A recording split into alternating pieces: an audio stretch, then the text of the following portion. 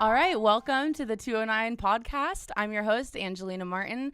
And you might have noticed we revamped things a little bit here on the 209 podcast. We're no longer the 209 Headlines podcast, but we're going to focus on long-form interviews now. And we have our first guest on the 209 podcast, Congressman Jeff Denham, incumbent congressman, I might say, who is gearing up for the November election. Jeff, thanks for coming in this morning. I know it's early. I'm honored to be the first one, so thanks for having me. Yeah, no problem. So you are gearing up for a big election. You just won the primary. How are you feeling headed into November? Good. The primary worked out very, very well. I'm very happy about our turnout. But, our campaign never really stops. I mean, we have volunteers every year, all year long. A lot of people that come out and walk precincts, even in the off year. I want to know what's on people's minds. And so we walked precincts last year. We're walking them now. We're going to be doing this this afternoon. But it's really nice to hear from people. Yeah. What is on people's minds when you go out door to door? What are people concerned about? Water. Normally jobs is the top issue, but our economy is doing well right now. People are getting back to work. Employers are looking to hire people. That has become kind of a different dynamic, that we're really struggling to find people that are looking for jobs. The tax cuts, about $2,100 per family of four. That's a big deal in our community. So the economy's doing good. Jobs has kind of dropped down a little bit on people's minds, and now it's all about water and the certainty and whether it's going to affect our power, whether it's going to affect our quality of drinking water, and whether or not it's going to affect our ag industry. We'll see fields go fallow again, even though we should have a wet year this year. Right. Speaking of water, top topic on everyone's minds. You and I were at Don Pedro yesterday, where you took a tour or went along on a tour with Interior Secretary Ryan Zinke. Can you tell me a little bit about that? What did you show him? What did you say to him? It was nice to have the federal government come see what's going on in the Central Valley. It was. The secretary's a good friend of mine. He served with me in Congress, veteran Navy SEAL. So we've shared a lot of conversations over the years. But we've also talked a lot about water, the challenges that he's seen across the country versus what we see here in California. I mean, we're in a different dynamic where we have a lot of rain. We're lucky to be in one of those regions where the rain does fall. We do capture it in our watershed. We've got reservoirs. But if you force us to put 40% of it out to the ocean, then we see fields get fallowed. We see certain towns in the valley that we have to have FEMA bring in bottled water and showers. And so it's a real dynamic. It's become a real fight when the state is trying to do 40% discharge to the ocean. At the same time, we're actually trying to build new water storage. So we're trying to expand many of our reservoirs. It's time to build sites in Temperance Flat and raise Shasta. And we're starting to get good bipartisan support. We have a water bond that's been passed. It's waiting to be used. So we really have a real dynamic right now of, do we build new storage, or do we allow more water to get pushed out to the ocean and really see the challenges in our community because of it? Right. I know that the Shasta Dam, it's going to be expanding thanks to some funding it recently got. But locally, are there any imminent plans to build more infrastructure? Yesterday, Congressman McClintock said that there hasn't been new infrastructure built locally since New Maloney's was finished in 1979. Yep. What are the plans for that, if any concrete ones yet? Certainly we have the ability to do off-stream storage on our waterways. We'd like to expand some of our reservoirs, but I think the bigger challenge is just keeping them full. With this new plan, New Maloney's would go to a dead pool 1 out of every 4 years. That means that shuts off our power too. Hydro, the cleanest of powers, it shuts off our power. At the same time, it shuts off our one of our biggest water supplies. And the same thing happens to Don Pedro. So it's going to be a real fight this year. Right. It's going to take the Valley pulling together, Republicans, Democrats working together to push back on the state and say this is the wrong way to go. And part of it is being driven by the governor because he wants to have the twin tunnels. And I just don't believe that. Why are you going to invest more money in conveyance, in moving water, if you have no more water to move? Right. Let's get some storage. Yeah, so for those listeners who might not know what the congressman's talking about, I know I didn't until I became a reporter. So the State Water Resources Control Board is suggesting, or they've said in their final plan, Bay Delta Plan update, that they want to have 40% unimpaired flows on the rivers in our area, which they believe will benefit the fish that are endangered, correct? Yes, which hasn't been proven. Right. We've done more pulse flows. We've released more water on certain years. And we actually saw the biggest rebound in population after the drought. So, even on the driest year, we saw a bigger bounce back. So we've got to have real science. And to our credit here, TID has done amazing studies on how to revitalize the salmon. They spent $25 million just on the studies to get this right. Yeah, and that was something that the secretary mentioned yesterday, that study was basically ignored by the State Water Board. Federally. And we pay for that. Right. We here in Turlock are the ratepayers that pay for that, either through our water bill or through our power bill. So $25 million is a lot for a small community like this that is paying for a study that has taken 10 years, and now the state's just going to ignore it and try to push out twice as much water as they have in the past. Right. So this water fight, like you said, is years in the making. Is there anything that the federal government can do to help out the Central Valley? Yes. So actually I had two bills addressing this last week. We had bipartisan support. In fact, one of them that would shut down the federal involvement in the Bay Delta Plan at all passed by voice vote, meaning every member of both sides supported it. So we've got to have some common sense. I think maybe the Bay Area is starting to realize, too, that Hetch Hetchy is up above Don Pedro, their water flows into the other reservoirs, and they're going to lose their water too. So, right. You also had two amendments that are in the Interior appropriations bill, and those just passed the House. Can you talk a little bit about those and their implications if they pass the Senate? Yeah, so we have them in the appropriations bill. That's our funding bill for the year.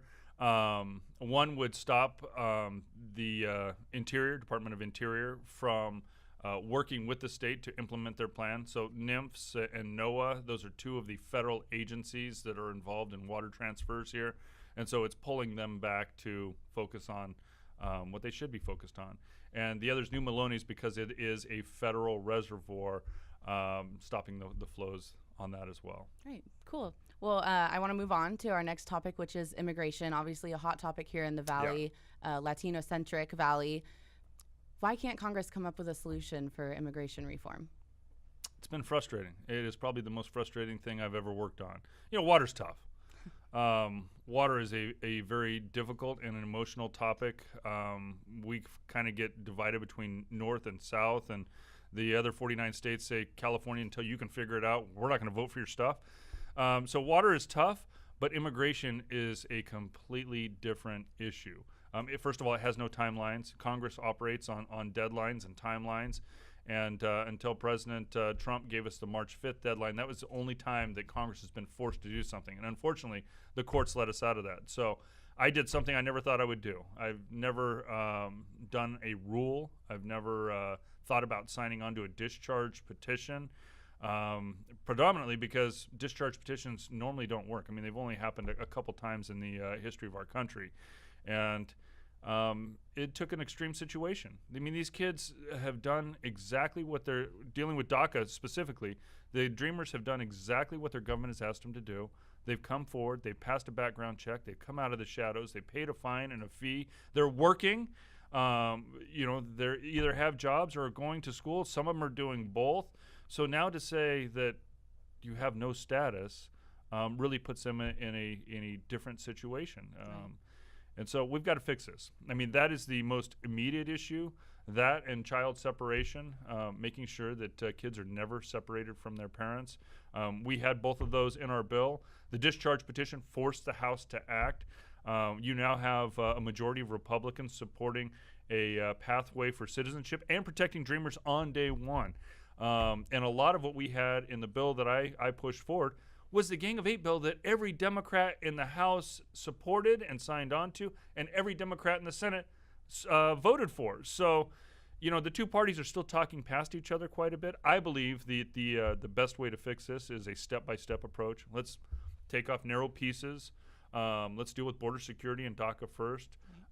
Let's then fix visas and asylum, and just start finding ways to get Republicans and Democrats to work together and really chipping away at this and fixing it overall. A big comprehensive bill There's too many reasons for members of either party from either state, from any state across the country, to find reasons to oppose it. So Right. You said that this was the first time you've ever, signed on to a discharge petition or championed a rule in the House. Why is this issue so important to you?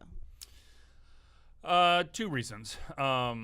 First of all, the uncertainty in these kids' lives right now is something that we've never seen before. So now that they've signed up, now that they're on a list, now that many of them have the DACA status, we want to make sure that that doesn't ever come into jeopardy when they've done what their government has asked them to do. Secondly, this has always just been a personal issue for me. I've got Dreamers in my family. My wife's parents immigrated here. I helped my father-in-law become a U.S. citizen. So it's just a very, very personal issue. It's something that not only impacts our community in a big way, but it's a personal issue for me. It's one of the things that in my short time in Congress, I'm going to resolve. Right. Going back to the issue of separating families at the border, I know you recently went to a child detention center in Pleasant Hill. You were turned away. I was. That was just stupid. Yeah. Why did you want to go there, and why do you think you were turned away? I think the plan was rushed and put into place without thinking it all the way through. So I wanted to go and see how not only unaccompanied minors. So unaccompanied minors, if a minor comes across our southern border, then once they're detained, then they are given a bus ticket or a plane ride to some of these different facilities across the state. So in our community, where we're impacted, is the closest one is just on the other side of the mountains in the Bay Area. And so I wanted to go see it. I want to see, what their system is for kids that will be placed in our community, what the treatment of these kids are they getting educated, or, clothing, showers, right. food. I mean, just want to see the general facility itself.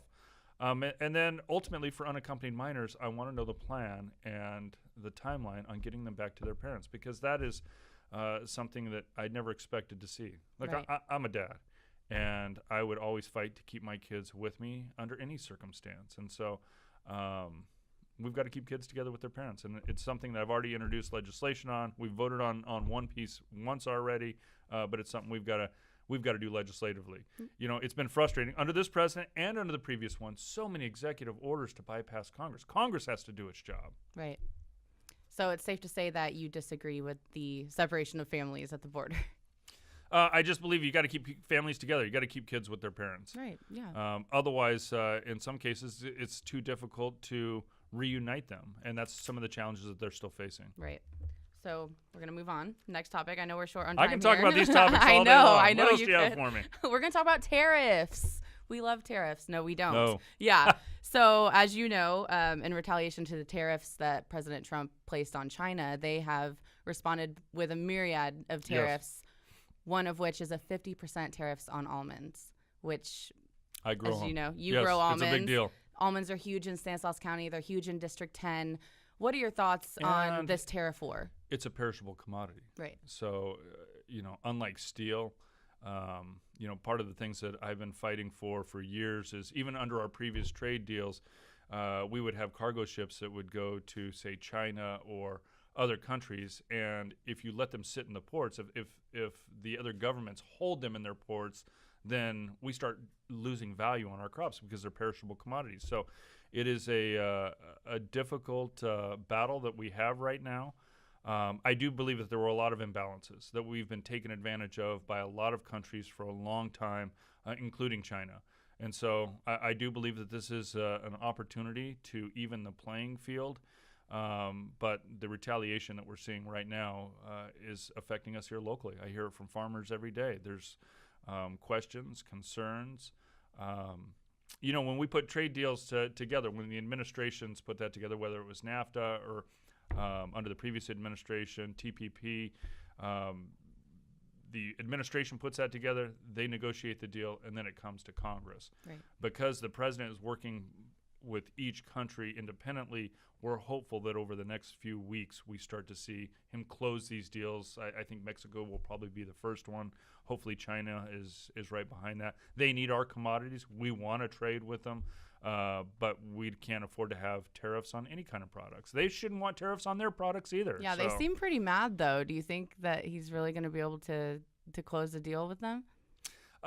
China's been a good partner on a lot of issues. They've backed us up with North Korea. They are a good trading partner, even though they've not acted so well with our elections. They've tampered with our elections quite a bit.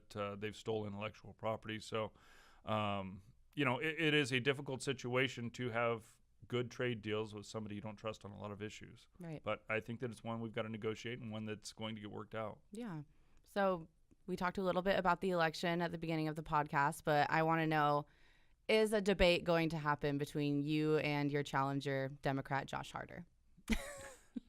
Look, this comes up every election. I don't know if he's going to want to debate me, but I go where people invite me to come. So the Modesto Rotary invited both of us. They control the thing. I just show up and answer their questions. And right. I've accepted. I'm going to do that, whether he's there or not. I think we've got one with one of the farm bureaus. Same thing. I'll show up and answer questions, whether he's there or not. And then an important one to me is the faith-based community. I know one of the churches reached out. They're inviting a lot of other churches to ask questions.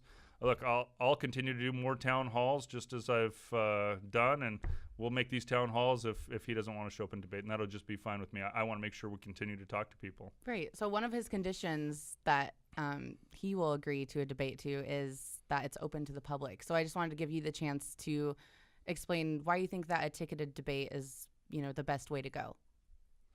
Well, I think the important thing is the public, that the public should have an opportunity to ask questions and hear answers. I mean, we've got some tough issues we're dealing with right now. I mean, this immigration, water, these are big deals, and people need to ask oftentimes multiple questions about those topics. And so I think this is more about the people than about politics. And, I know that my opponent, just like they have in the past, they like to bust people in, bring people in, make it a protest, and have a yelling match. And I'd rather just have a conversation with people. And so most of my town halls have been like that.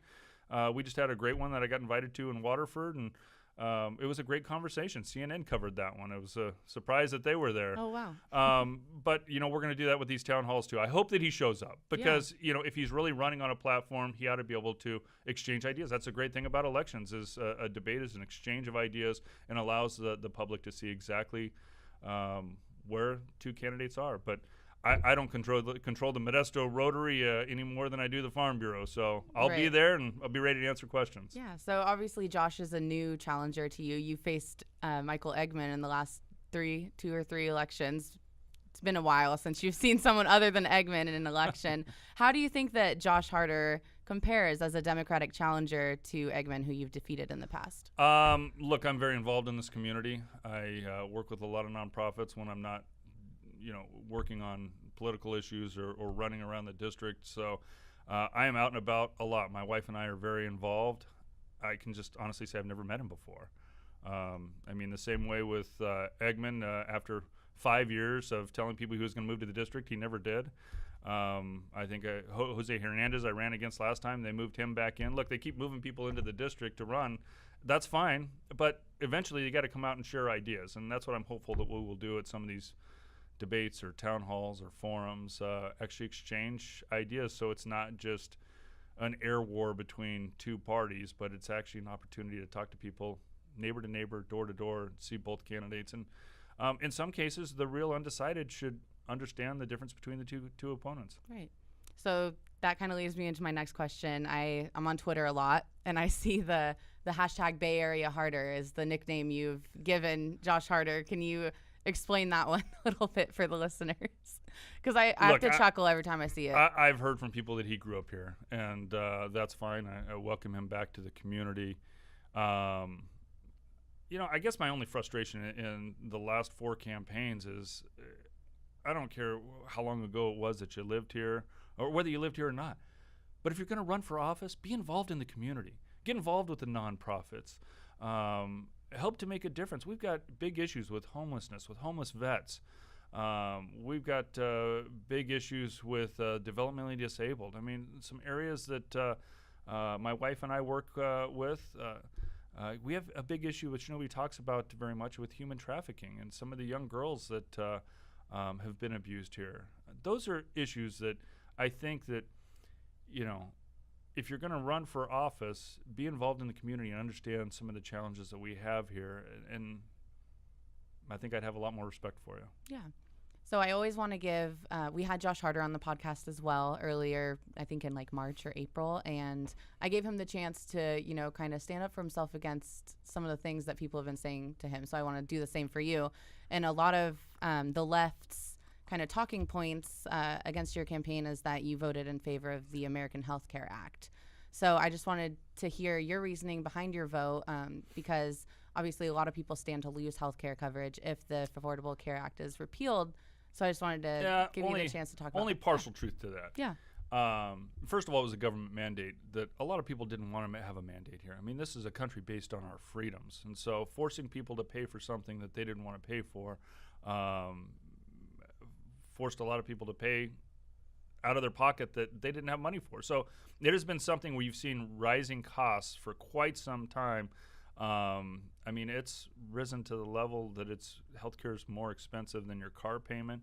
In some cases, more expensive than your house payment. So it has become a big challenge. And here in our community, the biggest challenge is really access. We've had a shortage of doctors before the Affordable Care Act. We've had a much bigger shortage of doctors after the Affordable Care Act. So even though we have more people covered and we've seen our federally qualified health centers expand, that piece of it is a great thing. Our federally qualified health centers are helping out a lot more people. But our emergency rooms are still way overcrowded. Packed. Yeah, and if you want to go see a doctor, it is becoming a big challenge to get in. And our doctors, in most cases, don't want to see Medi-Cal patients. Because they just can't afford to take a patient in any business, to take a customer on that you're going to lose money with becomes a big challenge. And so I've done a couple things. So first of all, I passed a bill dealing with residency programs. So we have a big residency program in Modesto that expands to Turlock. It needs to be much bigger. So we've doubled the size of that and even added federally qualified health centers. So these new health centers have residency programs too. Because if we want a medical school, every medical school says, why would we put a medical school there if our graduates have no place to go do a residency? So now we have a residency program, and these young doctors, if they start working in our community, will stay in our community. The other issue is we've just got to fix this payment issue. So we have a pilot program that's going to be starting. We worked with the California Medical Association and the Stanislaus Society Medical Association, and we've worked with them to set up this pilot program for areas. We have one of the highest access issues in the entire country. This will help them not only to expedite payment to our doctors, but actually pay them a rate that they will be able to make money to see Medi-Cal patients. And so implementing this new program will will certainly help in a big way this access issue and hopefully solve it and show the rest of the country that if you pay doctors correctly, then they'll actually see the patients, and we will close that gap and provide more health care to more people. Great.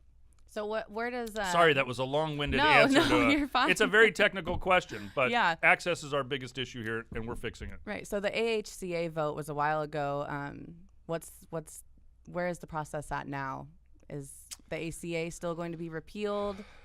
Or is there still a desire for it to be repealed?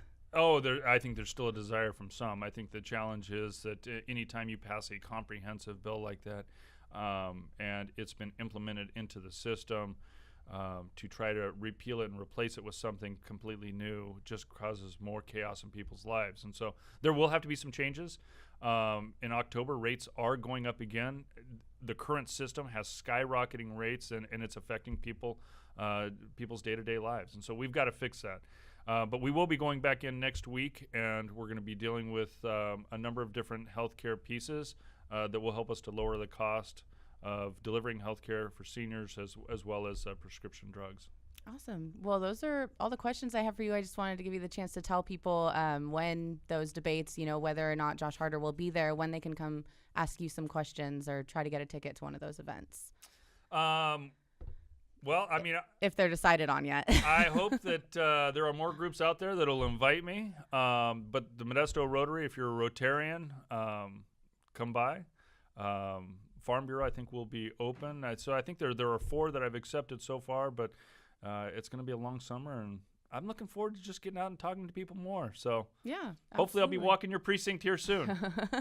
Perfect. Well, thank you so much, Congressman. Thanks for being on the first episode of the 209 podcast. We'd love to have you back sometime. You got it. 209, it's where it's at. 209. 209. Okay, I'm not going to do that. All right, everyone, thanks for listening. Be sure to follow the 209 podcast on all of our social media platforms, and we'll hear from you soon, or you'll hear from us soon. Thanks for listening.